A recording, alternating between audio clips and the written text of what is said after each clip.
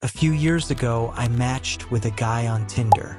To be clear, I was identified as CF on my profile, and so was he on his profile. We matched and started texting, and I again made it clear that I don't mind kids, but I did not want the responsibility of any. I wanted to live my life for me. He claimed to be the same. We texted for about 2 weeks before meeting up. I'm super safe that way. And yes, I checked his social media and such. It was pretty sparse, but no red flags. Since mine was the same, I couldn't really say anything. He seemed to post about as much as I did, so all seemed on the up and up. We had a lot of the same likes. Loved music of many genres. He played the guitar and I played the piano and violin. Both liked animals and enjoyed casual hiking. Loved to read, though I've since come to realize he was definitely lying about how much he read. Honestly, he seemed great. We kept things casual for about the first month before we decided to make it official that we were dating exclusively. We saw each other probably 3 to 5 times a week for 6 months.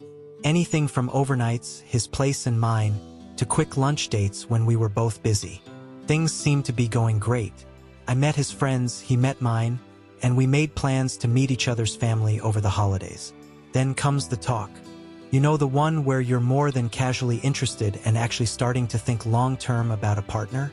The one where you make sure you're on the same page about long-term life goals and ambitions? So we are having dinner and I let him know I'm on track to retire at 40 to 45, and that I want to move to Europe and travel extensively. Take up writing and art again. I'm trying to delicately get around to what his financial situation is like. If he's got hundreds of thousands in debt, I need to bail.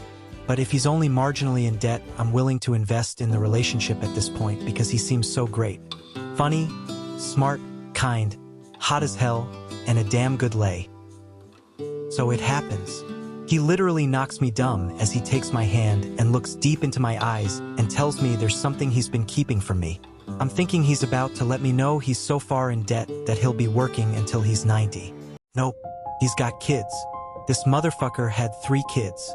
And not only that, he has sole custody.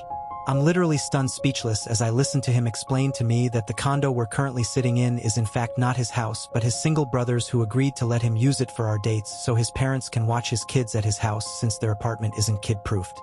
I remain speechless as he explains he didn't tell me earlier because he was afraid I would stop speaking to him, and that he can't bear to lose me because I'm the most amazing woman he's ever met. He tells me he wants to spend the rest of his life with me, and I'll be such an amazing mother to his kids because I'm so smart and level-headed and not a drama queen at all.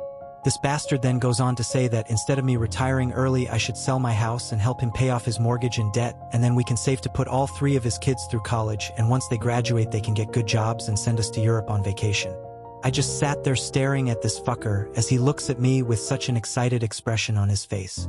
Like he already had the next few decades of our lives planned out and fully expecting me to be jumping with joy that he sprung his little brood of mini-me's on me like it is some fantastic surprise. Planned in a way that was the exact opposite of my child-free life plan I had been up front with him about from day one. I literally didn't say anything once I came back to my senses.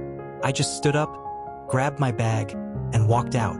He of course followed me and kept telling me I was overreacting and please come back so we can have an adult conversation. He tried to keep me from getting in my car, and I finally faced him and told him I was 1 second away from dialing 911. He finally stepped aside and told me he'd be waiting for my phone call when I finally calmed down and was ready to be rational.